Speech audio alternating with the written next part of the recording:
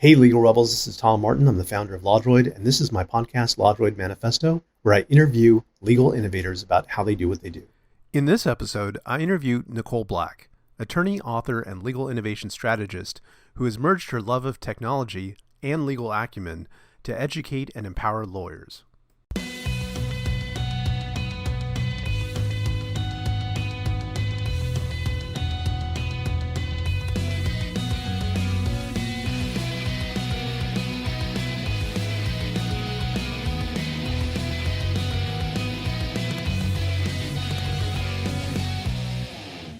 Welcome to the LawDroid Manifesto podcast. My name is Tom Martin. I'm your host, and I'm really thrilled today to have Nicole Black with me. She is an innovator. She's written about technology for years. She's also an award winner, ABA Women of Legal Tech, ABA Legal Rebel, and a Fast Case 50 honoree. I'm really excited to have her with us and to learn more about her and share that with you. With that, Nicole, if you could tell us a little bit about what you're up to now. Sure thing. Thanks for having me. I'm really looking forward to our conversation today. I am the Principal Legal Insight Strategist at Affinipay, which is the parent company of MyCase, LawPay, DocketWise, and CasePeer.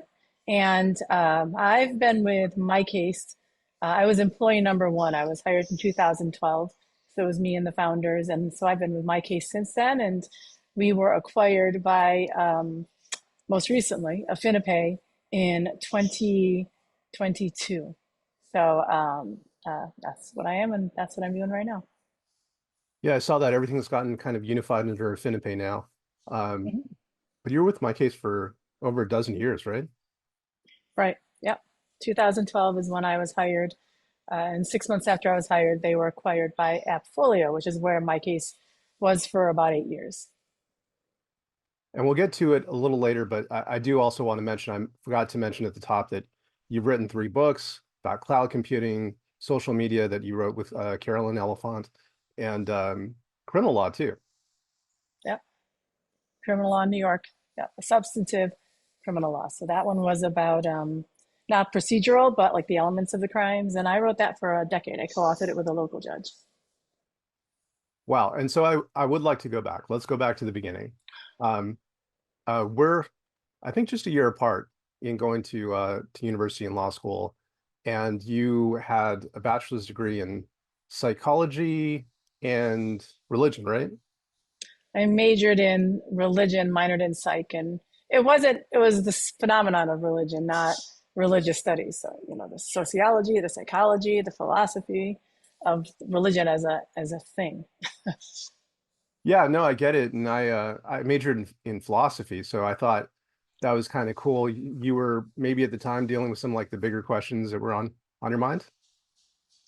Well, I happened upon that by accident. I knew I wanted to go to law school, and I was just taking courses that interested me, and a lot of them happened to be cross-referenced with religion. But I would take, Greco-Roman society, or the immigrant Jew in America. I took a course in the Holocaust. I took another course on the classics. I somehow, when it came to my junior year and I wasn't sure what major I wanted to declare, I realized that I'd practically satisfied that major by accident.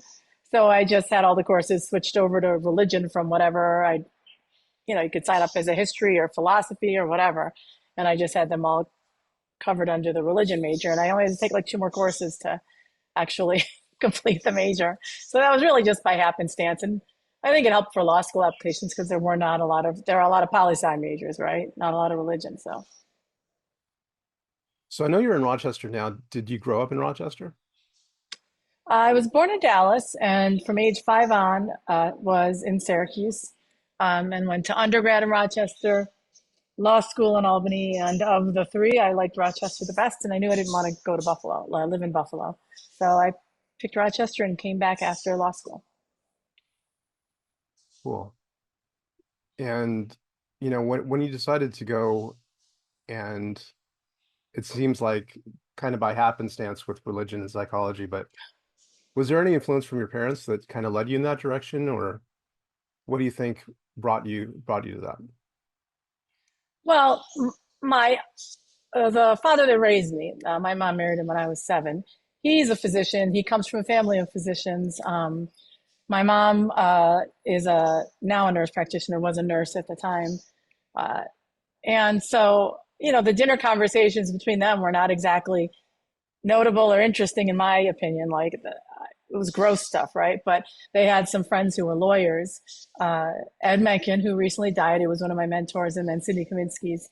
Ed was a criminal defense, and he also did PI work. And Sidney's like one of the best known med mal people in that part of New York.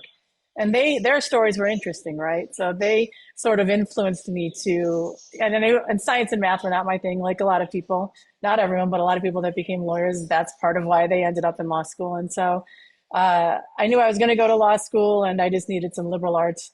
And I was going to major in psychology, but I think statistics is probably, I think I had to take statistics and I didn't want to. So I ended up minoring in it. Anything to avoid numbers, which I unfortunately encountered a lot in my at post law school, a lot more than I thought I would have had expected to.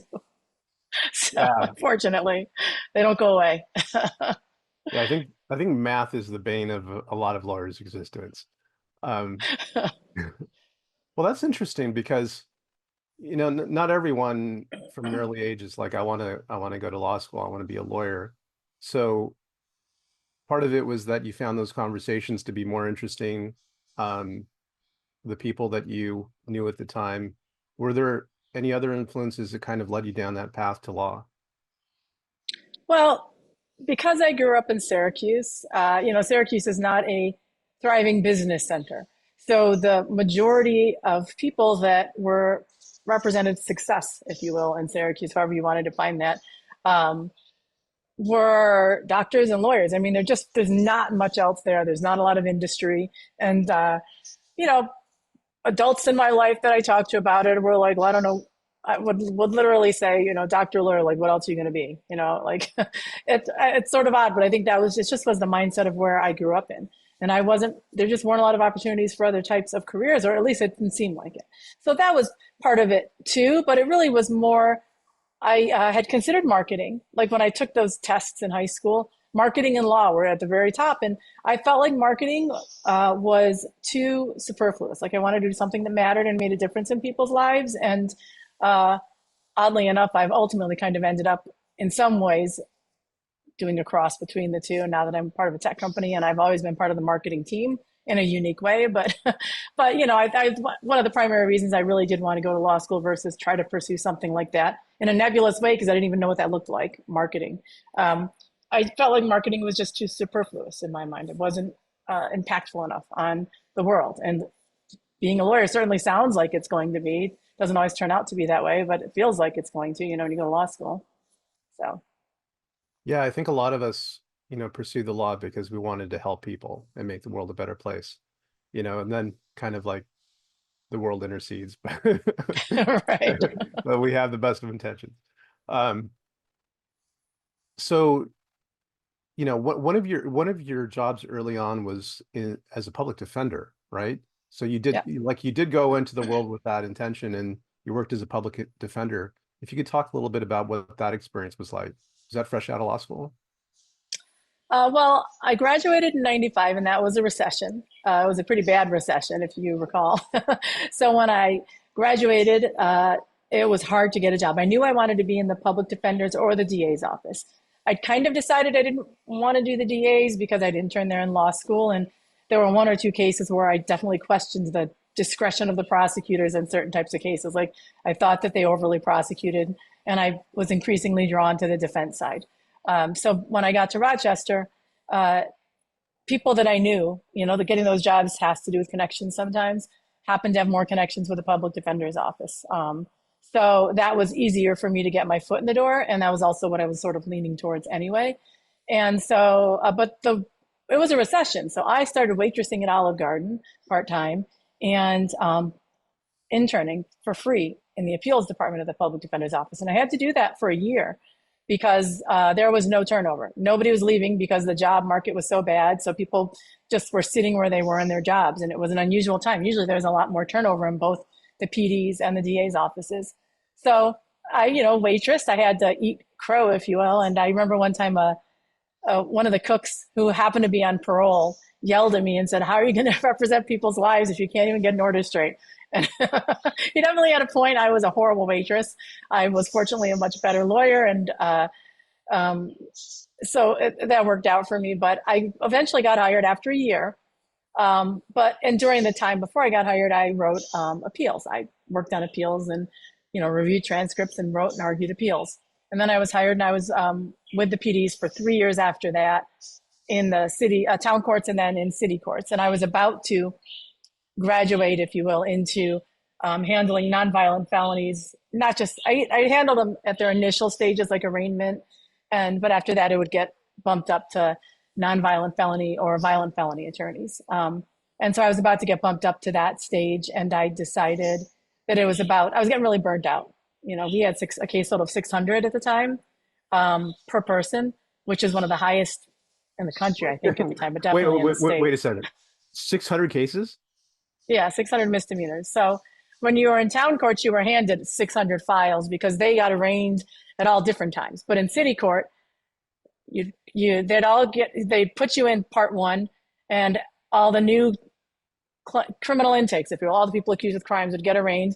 Probably 2/3 of them would get assigned to the public defender because they couldn't afford somebody. And so you, as the public defender, would take everybody in city court that got arraigned that qualified for the PD, and that was usually around 600 people. And then you spent the next 6 months moving through the parts, getting rid of those cases. So when part 6, I think it was, I can't even remember at this point, but whatever the part where you had jury trials and bench trials, when I had jury trials scheduled, I had 5 of them. We called it stacked. 5 of them we didn't know which one was going to go. It all depended on which witnesses showed up, which ones didn't, if your client's bench warranted. So I had to be prepared for 5 different, I use the word prepared loosely, because how do you prepare for 5 trials? And half the time the clients aren't reachable. Back then, there weren't cell phones. And so you'd get, either the numbers didn't work or you'd get voicemails. So, you just had to think on your feet. And so all the jury trials that I did, with the exception of one in town court, I had no idea what was going to go. Most of the time I hadn't talked to my clients, and it was a fantastic experience. But when I say I burnt out, you burn out. Like, it's just, and you're not doing your clients justice. You're really committing malpractice constantly, because you can't represent 600 people on misdemeanors. Like, you just can't do it. Not the way they should and deserve to be represented, for sure. Yeah. But I could see how that initial experience working so many cases, like, yes, there's the burnout, but there's also like that realization of like limits and what's good for me, and like, do I want this? And, all of those hard questions that we deal with usually when we're young and we are just doing it because we're told to do it. Right. Yep. For sure. So I decided, I actually had considered leaving the law then, but I have a cousin who's a lawyer here in Rochester, and he convinced me, you need to try some civil law and practice other areas of law before you really decide law is not for you. And so I got a job with a civil litigation firm in Rochester that also had some of the most well-known criminal defense lawyers as well, which is one of the reasons I really liked it. So I was able to continue to handle I could take assigned counsel cases, and I could also help them with like these major felony cases that they had taken on. In addition to civil work. And we did both plaintiff and defense. So we represented we're insurance companies were our clients on a lot of the litigation cases, like slip and falls and car accidents. But the firm was lucky enough to have set it up with the insurance companies that they could also be plaintiff's attorneys. So we also had plaintiff's matters that we handled too, equally. So it's an interesting place to continue to do criminal defense work, but also civil litigation. And I was there for almost another 4 years. So that was a good experience too. It was different. In terms of that experience, like, working within the frame of a law firm, like, did you enjoy it? Certainly I would think it's much more enjoyable than the public defender's office, but did you get the kind of like value from partners? Like, was there a kind of a separation between the two, as there are in some firms? Was it more collegial? Like, what was your experience of that? Well, honestly, I think I liked the public defenders a lot better. You had all of your colleagues that were your age, and we all went out, and there was a lot of camaraderie, and I believed a lot more in what I was doing there. Civil litigation, personal injury cases, not my, that doesn't get me excited. I know there's value in that work, but for me personally, I found a lot more value in the criminal defense stuff. The other problem, the thing that was very challenging in that firm for me, this was back in early, 99 is when I went to the firm, and I was there till 2003. It was a firm with like 20 lawyers. There was one woman partner. And I think when I was hired, I was the only other woman attorney. I'm pretty sure I was. And there were a lot of things I encountered there that I didn't encounter at the public defenders. Like one of the partners told me I should wear more colorful suits. Another partner told me I shouldn't take on so many criminal defense cases because why would I need to go to the jail? Why go to the jail if I don't need to? And then like the reason I left the firm was that was sort of the kicker, but it was a big part of the problem I had with that firm was I'd gone out on maternity leave because I'd had my first daughter. And when I came back, they gave me the same caseload, but I was allowed to work 4 days a week instead of 5 with the same caseload. But the commission basis had changed, so I still had to make the same amount of commission that I'd made. There was a base salary, but then you'd get a bonus at the end of the year if you brought in a certain amount, and that amount didn't change. So even though they gave me a full caseload and paid me part-time, I still had to bring extra in above and beyond sort of what I was supposed to be handling to make commission, which is okay, that's fine. But when it came time for annual reviews, another person who'd been hired after me, but it was a good friend of mine, and he did have more experience than I had coming in. They promoted him to partner, and one of the partners that was my mentor told me he just fits in. You're going to be promoted next year. They all said I'd be promoted next year.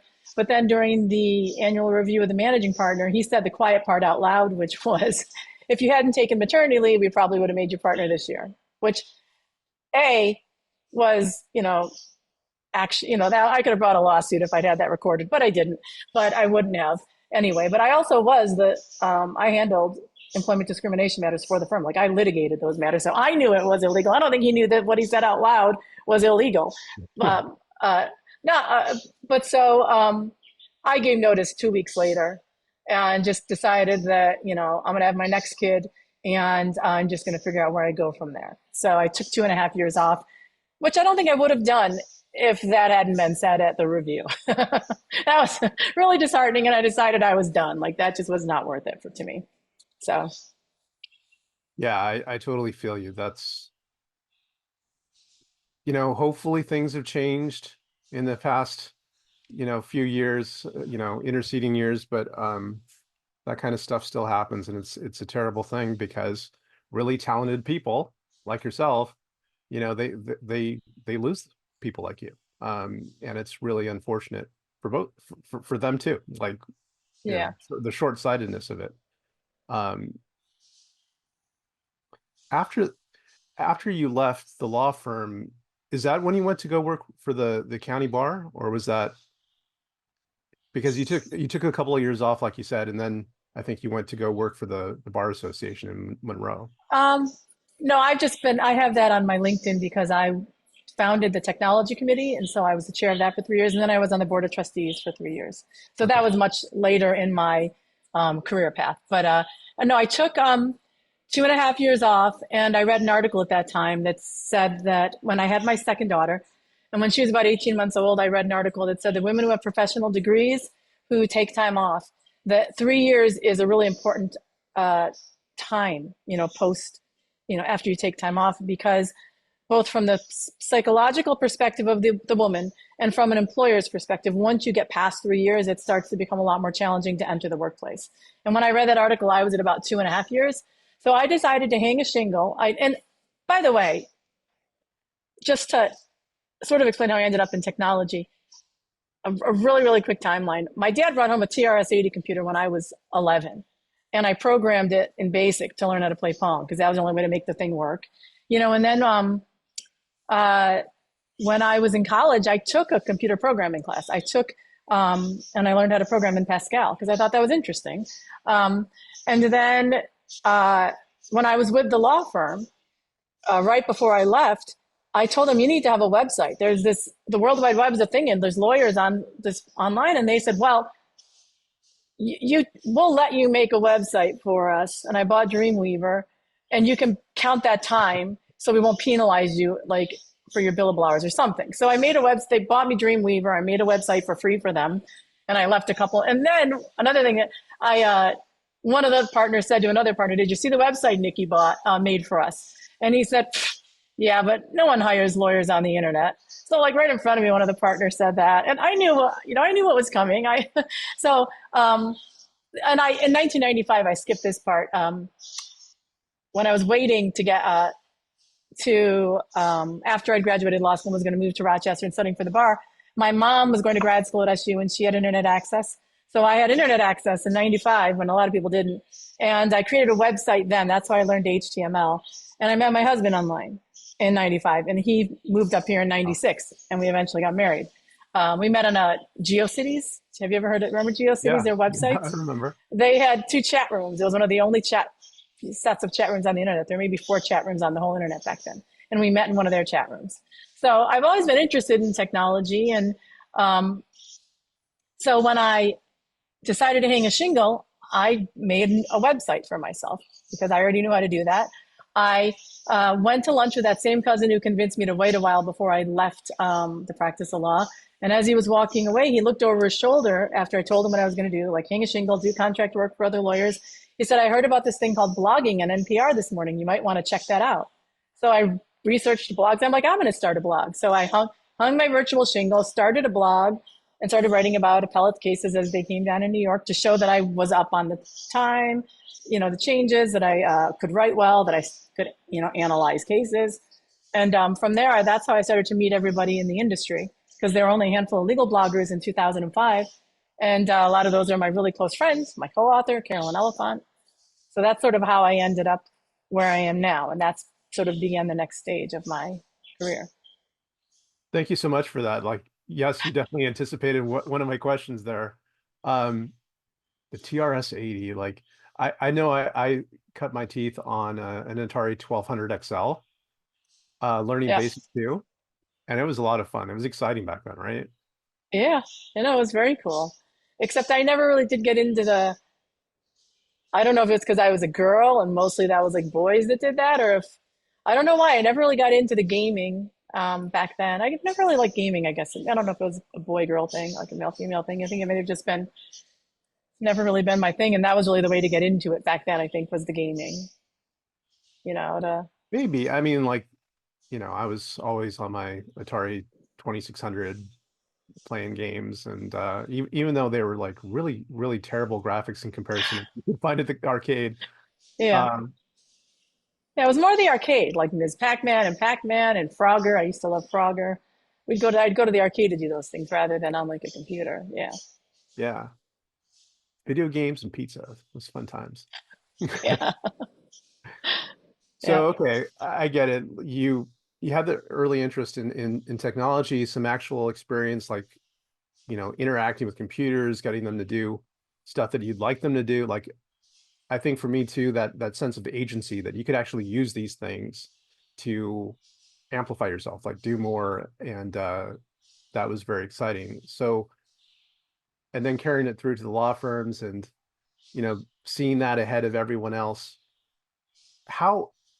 So I get all that, but then making the transition into, like, how did it come to work for MyCase? Like, how did that opportunity come up? Well, so before that, the other thing I should have mentioned, when my kids were really little, I sold stuff on eBay. So I've always been like, I would sell their clothes. I created a store and I would sell lots of clothes. I'd go to Goodwill and buy them to make some money while I wasn't working. But so I've always sort of understood at the time the online e-commerce. And so I was always interested in that type of stuff. And so when I started writing about,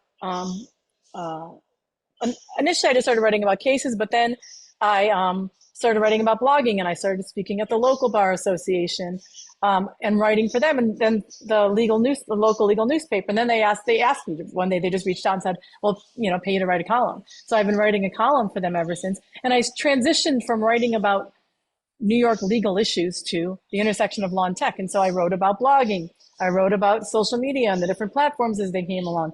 I wrote about mobile computing and apps as they came along. And then cloud computing. I saw this thing coming. And so I'd met Carolyn. She, at some conferences like Tech Show, I started getting free passes, right? And then I started getting asked to speak. And when you're asked to speak, oftentimes they pay your way. So I sort of graduated, and then I started wanting to get paid to speak. So I'd gotten to this point in the industry where I'd go to all these things, meet all these people. That's how I was a co-author with Carolyn. That's how I pitched my cloud computing book. And in 2012, there was a big contract that Carolyn and I had where some company had hired us to, there was a pretty significant portion of my income, and hired us to write a legal blog post about legal tech. And that ended at the end of 2011. And that was a big shortcoming for me. And all of a sudden, my husband was struggling to get overtime as a nurse, which he'd always had no problem to get. So all of a sudden, for the first time in our lives, we sort of had a financial crunch that we weren't expecting. And I wasn't going to go to Legal Week that year, Legal Tech at the time in New York, because I'm like, I can't afford it. It's going to be the first year I skipped since I kind of got into this space. And at the last minute, somebody got sick. And so someone asked me to fill in a panel like a week before. So I was like, well, I've never spoken there, so I've got to go to Legal Week. My book was just about to be published, my cloud computing book. And so I went, and I wore my press hat. You know, I had because I always go to those conferences wearing press hats, if you will. And I met with the MyCase guys, reached out to me because I said on Twitter I was going to be there. And I'd met them once before, and I'd written about them, and I wasn't really impressed because they marketed it as social media practice management, which I thought just was stupid, quite frankly. I'm like, that doesn't even make any sense. And that's how they were marketing their platform. And I knew the guys from Clio. I was writing for Clio at the time, actually. And Rocket Matter, like their CEOs had talked to me for the book, and I quoted them in my book. And so I got to Legal Week, and I met with the MyCase guys again because they'd reached out. And I just refinanced our mortgage using a portal, and I'd never used an online portal before. And so they had a portal built into MyCase from day one, which I hadn't really realized the first time I met with them. And I was really impressed with that. And so I wrote about them, but then Matt, I don't know if you know Matt, one of the founders, he's very charismatic, and he convinced me to sit through a demo a couple of weeks later, a virtual demo. And during that demo, he offered to hire me to continue doing what I'm doing, kind of evangelize the cloud is how he put it. Writing and speaking externally about the cloud and technology, but as Nikki with MyCase. And so that's how I was initially hired. And then 6 months later, MyCase was acquired by Appfolio, but that was also in part due to, not fully, obviously, there was a whole process where due diligence process for the software and everything before they acquired it. But Klaus Schauser, who was the founder of GoToMeeting and GoToMyPC, who then founded Appfolio, had reached out to me a couple of years prior because they were vetting the legal tech space then. And I had a whole phone call with him and told him, they're not ready for the cloud. You got to wait a couple of years. So when Matt had met him for lunch and mentioned that he just hired me, Klaus remembered me. He's like, I know Nikki. And so I think that helped them take a second look at the product. And so they acquired us 6 months later. And so that was sort of, I started working in April 2012 for MyCase.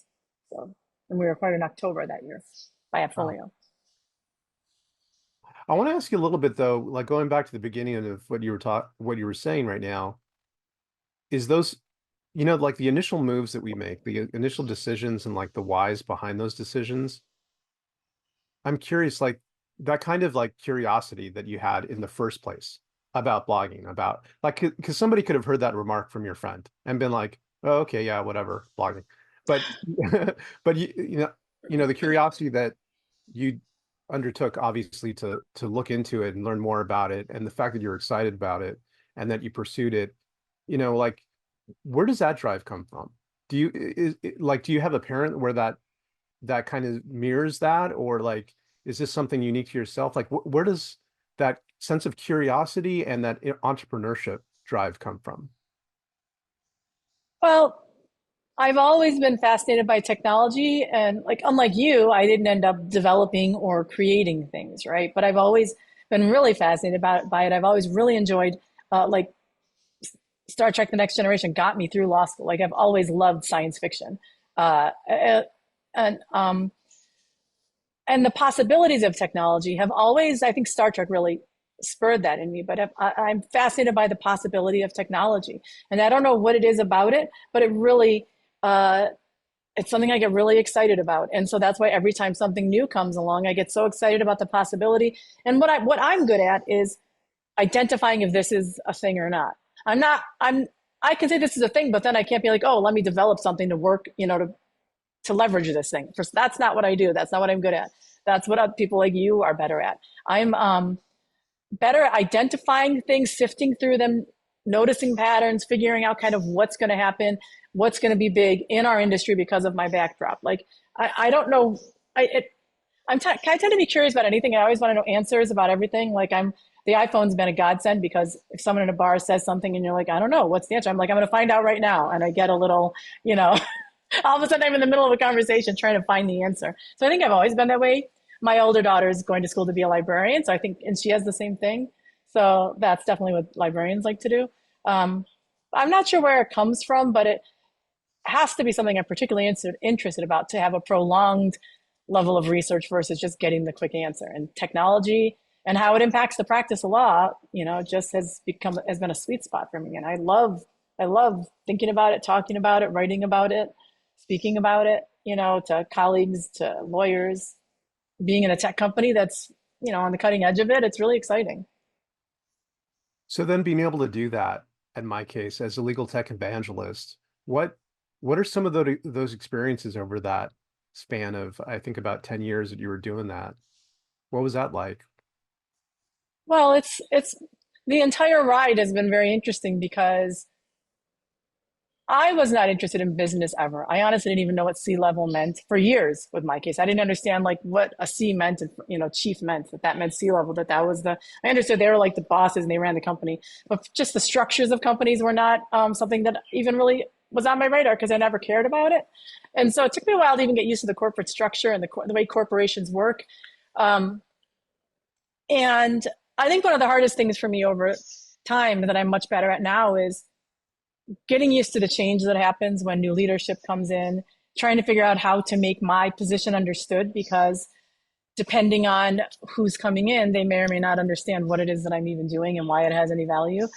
So I've always tried very hard to walk a fine line. I don't want to be a product evangelist, but I do want to find ways to make sure that the work that I'm doing creates exposure for the company, familiarity. So if someone is in the market for law practice management software and they start doing the research, like, oh, I've heard of MyCase. And people tell me this has happened. Oh, right, Nikki wrote about that. And, well, I trust Nikki. Let me see what she said. You know what I mean? Like, I've read her articles before. So I try to walk that fine line of not evangelizing the product, but evangelizing the technology and helping lawyers understand tech, and also being a trusted source, like a trusted neutral source, which I think is why I've been able to write my ABA journal column for so long. People know that I'm not just up there trying to sell them our product, although I will occasionally mention that it does this, but so do our competitors. Like, I tried very hard to be neutral in that respect, but I also try to do as much as I can, because my company pays my salary, and I've gotten all sorts of wonderful benefits being part of a tech company over the years. And there was an IPO with Appfolio, and we've had, 2 different acquisitions since I've been with MyCase, and every single one of those is very beneficial to me. And my kids are in college, and that certainly helped pay for that. So, I have a job to do for the company as well. So I try very, very hard to walk that fine line, and also internally provide a lot of value. And that's increased a lot over the years as people start to, especially Affinipay, they very much understand the industry, because LawPay's been in the industry since 2005. So, they're finding ways to leverage my industry knowledge and expertise about practice of law and stuff. So it's really been really great. So I know that your new position at Affinipay is as a legal insight strategist. And I think from everything that you're talking about, I mean, it's really building on that foundation of that experience, the understanding of the market, and putting it all together to kind of that title gives voice to what you've been doing this whole time, is giving people insights about what's real, what's not, what the value is, with the heart of a journalist, that, your curiosity and excitement about the industry. Tell me a little bit about what that's been like. Has it felt different? Well, I think it's been a gradual change even before my title changed. Since I've been with Affinipay, which has been since June of 2022, they have people at Affinipay that understand the industry really well. That understand the bar relationships and why those matter, and understand the industry itself, like the practice of law. They have Claude, who has been doing like a CLE program there, another attorney for a long time. So coming in, I think it was just easier for them to understand ways to leverage what I do. And I now report to Gabriela Cubiero. She's the former CEO of CasePeer. And so I couldn't, there's no one else I would rather report to, because she, of course, understands, the value that I bring and the potential value and the things that I can do. So that's really helped as well. So some of the things that I've been doing gradually over time that are a little different than before, or doing more often, are sometimes providing internal presentations on the market, or on, like, this is what a criminal defense practice looks like, or this is what I'm going to do one soon on this is what bar associations disciplinary process, and who's, who ethics, and who's, it's not law firms that have a disciplinary action against them, it's lawyers. There's a lot of things that people just don't understand, and it's confusing. So I'm going to do a presentation on that.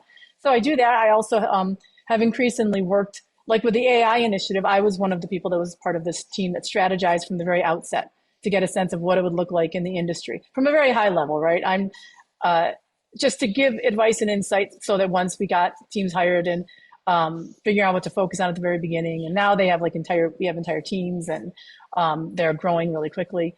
People will reach out to me with specific questions about specific issues or a specific process, like if we're trying to develop a certain type of function.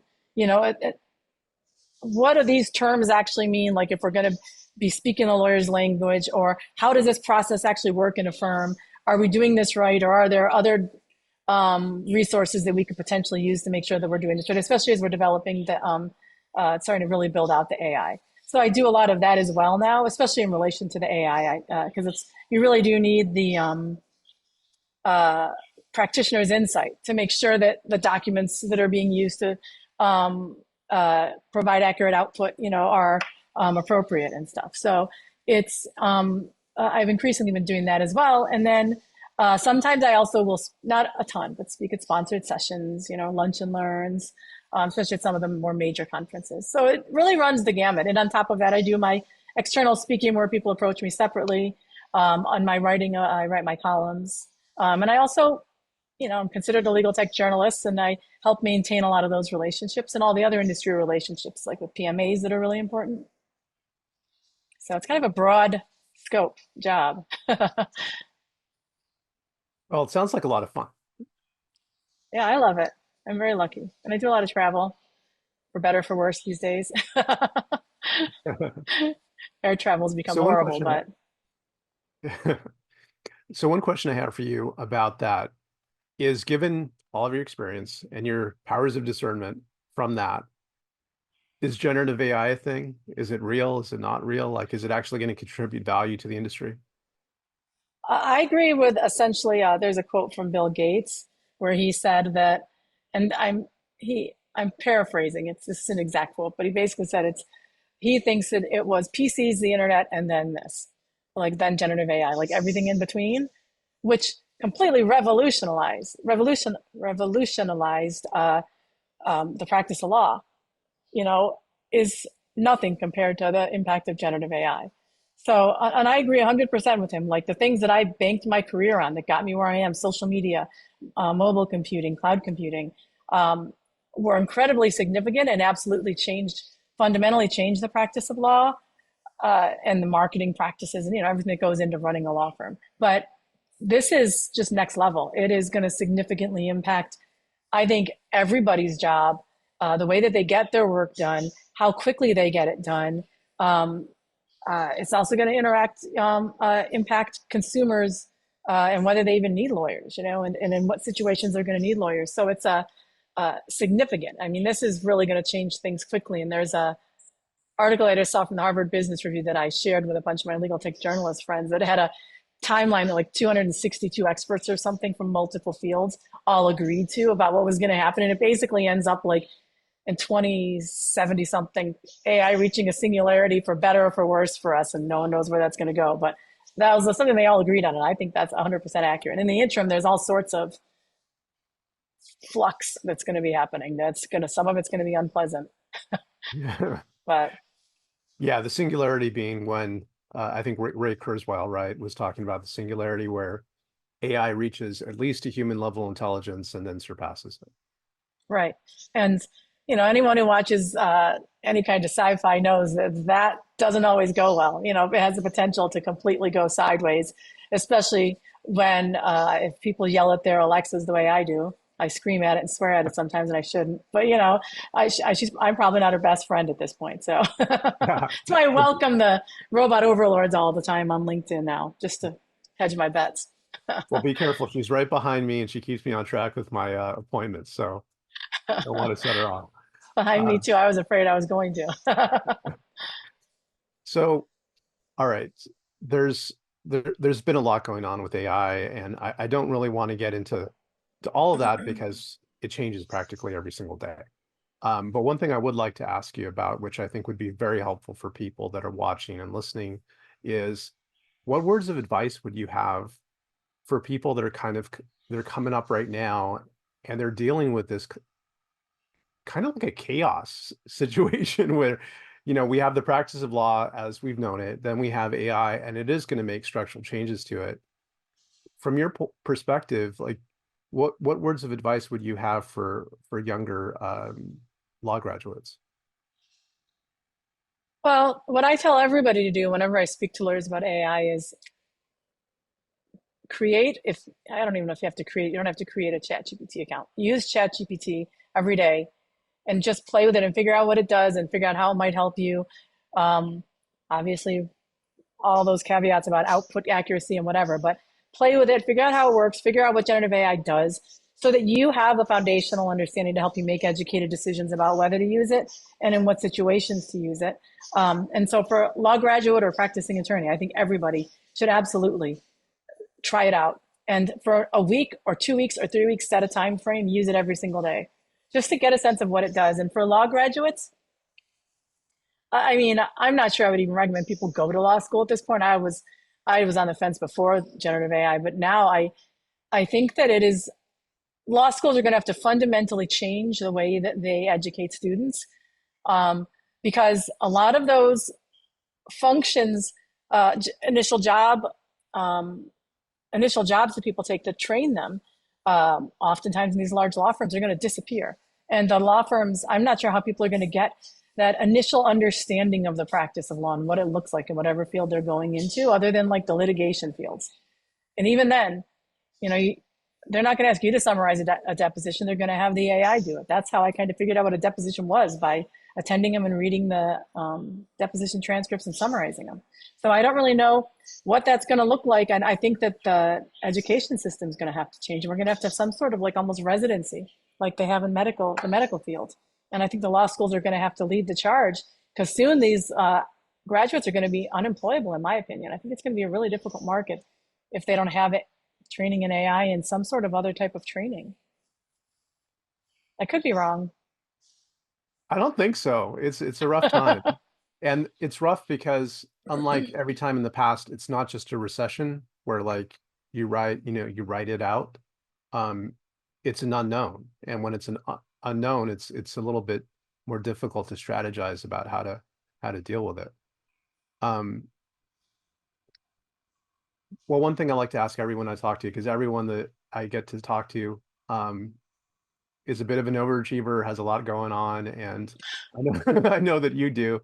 How do you keep things going? Like, how do you balance everything? I know you even have a new puppy that is part of the things that you juggle. So how do you make it happen? Well, my kids are in college, but that's a fairly recent phenomenon. Well, one of them just graduated, but I mean, I think that if you are married and have a family, you've got to, regardless of your gender, you've got to have a partner that's on board with you, that is willing to split all of the obligations of raising a family. And if you don't have children, either way, you still have to have like motivation to do things every day. You have to be have a lot of passion about whatever it is that you're working on. And the things that you do on a daily basis need to continue to be interesting to you. Otherwise, you burn out. Um, I mean, I don't know how I mean, I have a very set routine. I don't know. I do the exact same thing every day in the exact same order unless something disrupts it. I like it that way. And um, I mean, I don't know. I think a lot of it is just having that routine and making sure that the things that I'm thinking about actually interest me, because that makes it feel doesn't feel like work a lot of the time. What is that, by the way? What is your routine, if you don't mind sharing? Well, in the mornings, I initially just check out LinkedIn mostly because I've gotten off of most of the other social media platforms at this point. Check LinkedIn, see what's going on there and what I have to respond to, and check out some other people's posts that are in my network and like or comment on them because that's part of being doing social media appropriately, and making sure that you're connecting with your network. And then I, check emails to see if there's anything really pressing that I need to do right away. Usually I deal with that stuff in the afternoon, and then I go through my RSS feed and um, save some things that I may include in a roundup. Others are ideas of things to write about. Others are just things that are happening and trending. Um, Others I'll share with internally on some of our Slack channels, or I'll share with my legal tech journalist friends, depending on what it is. So the morning is just catching up on everything that's happened since the day before. And then I go back to LinkedIn and I also post to LinkedIn at some point in the morning, usually right at the very beginning. So I go back, check out my posts, respond to anybody that's said something, interact a few more times with some other people just to make sure I've covered my bases with my network. And then that usually takes all morning because a lot of that is a big part of what I do. And then in the afternoon, I deal with whatever tasks might be in my inbox. Um, Usually have something that I have to write with a looming deadline, so I write that in the afternoons. I have a lot of meetings in the afternoons too because uh, people in my company are either in California or Texas, so they're behind me. So mornings are really quiet, and then the afternoons start to become busier. And a bunch of like for 3 weeks in October, I'm going to be in Austin, so I also have a lot of travel. So that's when I try to get everything done around the travel. So when I'm traveling, I don't have much to do other than whatever the reason I'm traveling for is. But so that's sort of what it ends up looking. I do podcasts preferably in the afternoon and any other kinds of meetings, ideally in the afternoon. So that's kind of what it looks like. Well, thank you for sharing that. I mean, kind of looking behind the curtain a little bit, it's you know, the just like us, like that you accomplish so much, but like that you have a routine that gets you through it and knowing a little bit about what that is, I think is helpful. Um, like at the end of the day, what makes it all worthwhile for you? Like what is that thing um that brings you home? Well, I think I'm really lucky to be able to focus my energy and curiosity and my writing skills and speaking skills on a topic that's really interesting to me and that is always changing. There's always something new happening with technology and its application to the practice of law. And I'm also really fortunate to have this wonderful community in the legal tech space, of which you're part. Like all these other lawyers that are kind of are interested in the same thing that I am, that get geek out about it and get really excited about it, where most other people will just be like, "You're such a geek. That's so boring." Like, but we get all excited about it, and also to be part of a company that, in a different way than my legal tech colleague, my lawyer friends that like tech, also get really excited about it, and to be part of a company that is, you know, I think in the cutting edge and leading, and has some of the best products that are helping make lawyers' lives better every day. And, there's a lot of value in that. And to feel like that you're doing something that's really helping your colleagues both understand tech and providing the tech that makes their days easier um, it's a cool thing. And it's also cool just to be part of a tech company, especially from Rochester, New York, and get a lot of the benefits of being part of a tech company that was never something that I understood was a job. Was not on my radar until I got hired by one, really, or until I got into this space, maybe. Well, I completely agree with you about the importance of community. And I know that you've built quite a community yourself. I mean, you have over 200,000 followers on LinkedIn. And, the writing that you put out there, the followers that you have is a testament to how valuable people view that and that you're a trusted, source of information and wisdom about that. Um, and I also wanted to take the opportunity to thank you so much for volunteering as a judge for the American Legal Technology Awards this year. Really appreciate it. Of course. Yeah, no, that's another great initiative that I'm really thrilled to be part of because it gives people, an award. It gives them credit for all the work that they do and gets them the recognition they deserve. And it's great to be a part of that too.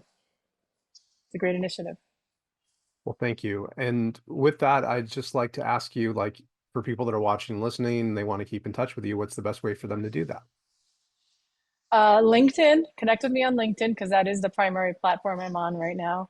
Oddly enough, I don't think I would have predicted that when my book came out in 2010. So either LinkedIn or my the email the address that you can use is nikki.black@mycase.com. So it's niki.black@mycase.com, mycase.com. Fantastic. And any final words, like any final word of advice that you would have for people that are watching? To find something that they love and pursue it. And it sounds corny, but I think that oftentimes things will come of it if you get into that community, whatever that community is, and you make connections and you are doing something you really enjoy. I think it ultimately all falls into place. Thank you, Nikki. It was a pleasure having you on. Thanks so much. I really enjoyed the conversation.